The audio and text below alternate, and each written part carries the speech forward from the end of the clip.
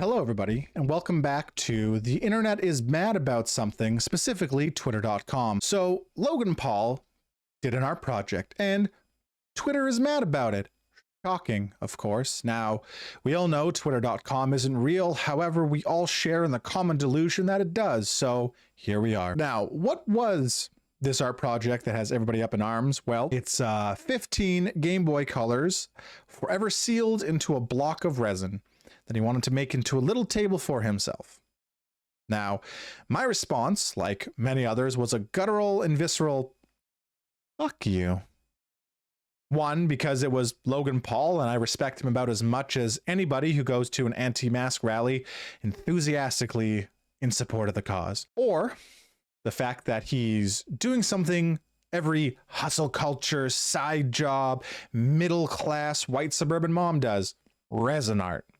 Go check out Etsy.com to further understand what I'm talking about. Now, it's overplayed and overdone, at least in the small corner of the internet that I encompass, but after a long sigh and thinking not much of it, I just went about my day.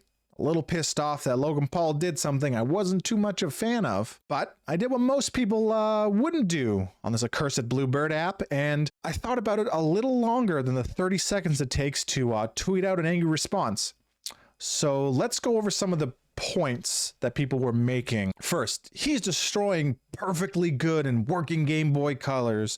You know, collectors could have used them and blah, blah, blah. Now, I'm not too far off around the actual wording that people were saying, but it's pretty close despite me mocking them a little bit. While it is an older console no longer being produced, it is still wildly available. A staggering 118.69 million copies were made worldwide. If you want to get your hands on one, it is very easy to do. You can go to ebay.com. You could go to craigslist.com. You can go to Kijiji. You can go to Craigslist, Facebook Marketplace, or any local retro gaming store. I was able to look around locally and find them around $80 to $150. Well, $80 to $150 syrup dollars for you Americans. And of course, I was able to find special limited edition versions that, well, they go up in price and value, but so does any limited edition product that exists, especially if it's an older piece of technology. So the fact that he used 15 is literally the smallest dent in the world. And from the video I've seen and other people commenting, I don't think any particularly rare or hard to come by version of a Game Boy Color was even used in there. Now, it's not like he did a video that I assumed was the reason why people were mad, which would go like, hey guys, I'm here today with over 1,000 Game Boy Colors. I'm here to put them underneath in my new kitchen floor. Let's go look at the construction workers and see how it's going. That's the type of video that I kind of expected to come out of this whole debacle, and thankfully, he just wanted a nice little table for himself that has RGB lights behind it. It looks okay. Now, another part or argument that people were making was, it's an old piece of technology and it could have been used and I could have played my old games on it. I agree with saving old technology and the games on it is very important. It's something that should be done, especially with the new online cloud availability that if a game producer or system decides we don't want to host the game anymore, it's gone forever, lost to the wind. So preserving and keeping these games alive, I very much agree with. Now, I'm not going to get into it too much, and if you want to have a better understanding about this concept or ROM hacks in general, go watch Some Ordinary Gamers. He has much better videos talking about it, and I'll try to link some of them down below so you can go take a watch about what I'm talking about. But in the quick research I've done, almost the entire Game Boy Color, Game Boy Advance, all of those games are available online in ROM format. So having this old console be destroyed or lost to time isn't really an argument. You can play any of the games you want, most likely Pokemon. Like myself a couple months ago on stream, I was able to play Soul Silver and had a great time. If you want to come watch me stream, it'll be available at twitch.tv/dredges. Always be plugging. Now, I know many people would want to cry out, right, that I want to play on the old systems, that I want to relive my nostalgia and childhood days, and fair, right? I'm not one to come in here and tell you how to enjoy your hobby or how to enjoy playing a game. That's up to you and how you want to play it. But I don't want you to look at me square in my eyes and tell me punching over a Game Boy Color 1.6 by 1.7, having to look in the right light just to be able to see it, is better than booting up a ROM, putting it on my 27-inch computer screen in a nice comfortable chair with a beer, having a good old time reliving the glory days. Now, one example I also wanted to give is my girlfriend was able to find her old Game Boy Color. And of course, we went to look and found all of her old games. We found Pokemon Red, Gold, Silver, Crystal, and we popped them all in and wanted to look at our old save files. Now, either through the antiquity of the Game Boy Color itself or the ravages of time, every single save file was lost. We can't look back and see those save files anymore because the technology is old. It's not really usable anymore.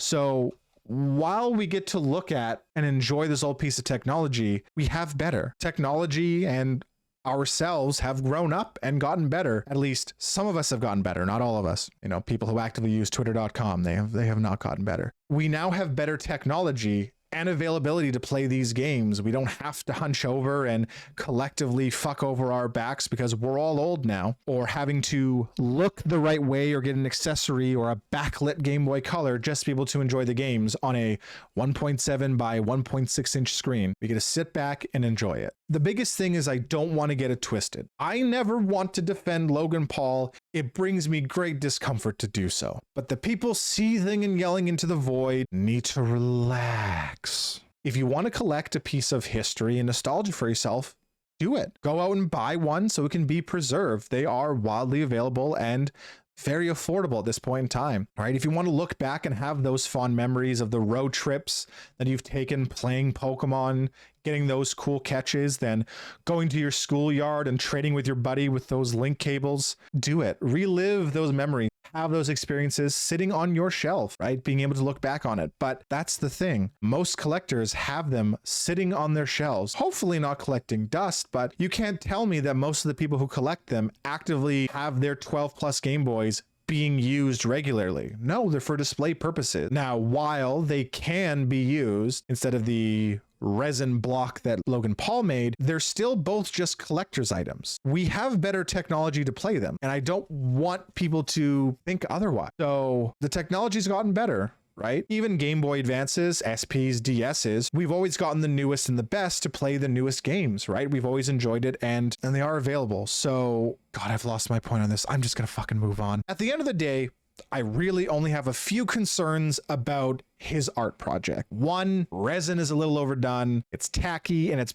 probably going to yellow in the next 1 to 3 years, even if he keeps it in complete darkness. And two, we've all seen what happens when something like this blows up a little bit. It happened when he started opening Pokemon cards, and it might happen now. A wave of scalpers and people wanting to cash in on a fad are going to swoop in and start draining the market of all of its resources. While Logan isn't going out and encouraging this behavior, it happens either way. He knows his influence, which is a double-edged sword, and the people chomping at the bit to get some of the money or the clout or to jump on a trend are kind of the real problem. Now, I don't know if he's fully to blame, or we are, or society, but we're here regardless. So my closing thoughts. I'm happy he's creating something isn't a scam, hurting people or their families in a not to be mentioned forest, or being an overall jackass. He grew up in the same era I did, and he probably does really love Pokemon. So him making a tacky art project with consoles of his childhood is fine. While it's not my cup of tea, I'm happy he's making something that isn't harmful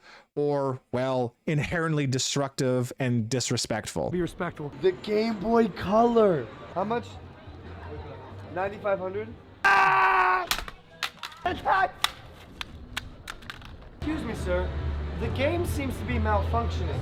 Mucho broken, though. So, Logan has been there and done that. If you want a good example of absolutely destroying a piece of technology for no other purposes than entertainment, thankfully he's at least upgraded to resin art table instead of wanton destruction for its own goddamn sake. While what we saw was kind of upsetting and he's hopefully grown up a little bit from that, I'd have to do a deep dive into everything he's done.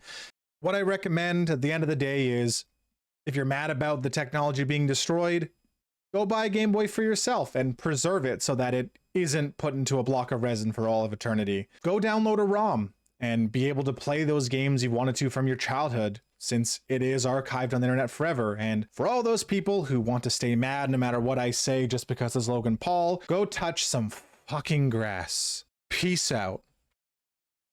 I hate that I have to go on this goddamn platform and defend fucking Logan Paul. I am not having a good time.